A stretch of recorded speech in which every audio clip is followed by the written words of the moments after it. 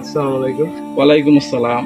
ভাই, নামাজ, রোজা, যাকাত, হজ এর চেয়ে কি উত্তম কোনো আমল আছে যেটা আমরা করতে পারি প্রতিনিয়ত?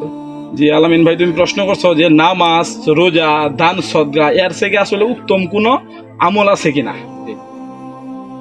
রাসূলুল্লাহ সাল্লাল্লাহু আলাইহি ওয়াসাল্লামের একটা হাদিস যে তিরমিজি শরীফ আছে, এটা রাসূলুল্লাহ সাল্লাল্লাহু আলাইহি ওয়াসাল্লাম বলেন, হে সাহাবারা, তোমাদেরকে কি আমি নামাজ, রোজা, দান সদকা এর থেকে উত্তম আমলের কথা বলে দিব না?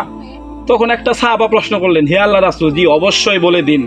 তখন রাসূলুল্লাহ সাল্লাল্লাহু আলাইহি ওয়াসাল্লাম বলেন, নামাজ, রোজা, দান সদকা এর চেয়ে উত্তম আমল হচ্ছে যখন দেখবা তোমার ভাই, তোমার প্রতিবেশী, দুই ভাইয়ের ভিতরে ঝগড়া লাগছে, তুমি যদি সেই ঝগড়াটা সারাই দাও, তুমি যদি সেই ঝগড়াটা সারাই দিয়ে তাদের মধ্যে আপোষ করে দাও, তাহলে এই ইবাদতটা, নামাজ, দান সদকা, রোজার চেয়েও, এই যে তুমি যে তাদের ঝগড়াটা ছাড়াই মিলাই দিলা, এটা নামাজ, রোজা, দানের চেয়েও এটা উত্তম।